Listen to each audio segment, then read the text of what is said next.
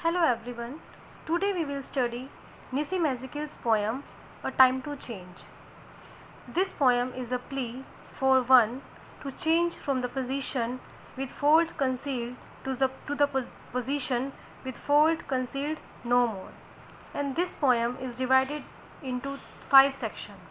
In first section, it tells us about man's departure from the home and it is deeply introspective in its tone.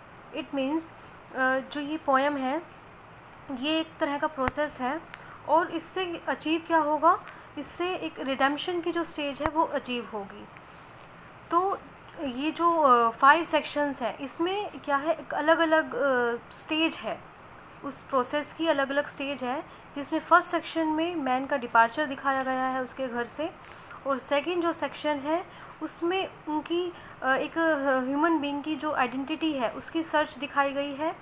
और जो third stage है उसमें ये दिखाया गया है कि एक कॉमन ह्यूमन बीइंग है, उसको क्या चाहिए होता है, एक डिज़ायर्ड पैटर्न चाहिए होता है फ्यूचर के को व्यतीत करने के लिए, कि every common human being wants a bit of land, a beautiful wife और 1 or 2 चिल्ड्रन.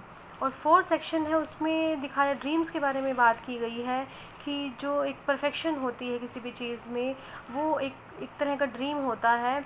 कोई भी चीज़ जो है वो परफेक्ट नहीं होती.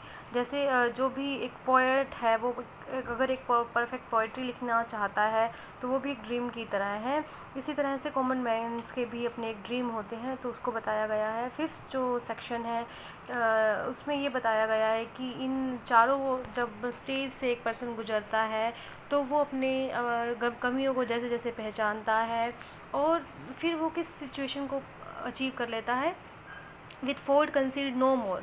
कि स्टार्टिंग में अगर हम देखें कि फर्स्ट जो सेक्शन है उसमें आ रहा था जिक्र with fold concealed with fold concealed, जिसका मतलब था कि वो अपने फोल्ड्स को कंसील करना चाहता है, हाइड करना चाहता है. धीरे धीरे जब वो अपनी कमियों को पहचानता है, इंट्रोस्पेक्ट करता है, उस पर मनन करता है, तो उसको लास्ट में जब वो एक प्यूरीफाई हो जाता है, रिडेम्पशन की स्टेज पर आ जाता है, तो उसको अपने फोल्ड्स को छुपाने की ज़रूरत नहीं पड़ती, वो प्यूरीफाई हो जाता है और स्पिरिचुअल लेवल को अचीव कर लेता है. तो हम स्टार्ट करेंगे पोएम को. We who leave the house in April, Lord, how shall we return, debtors to the whore of love, corrupted by the things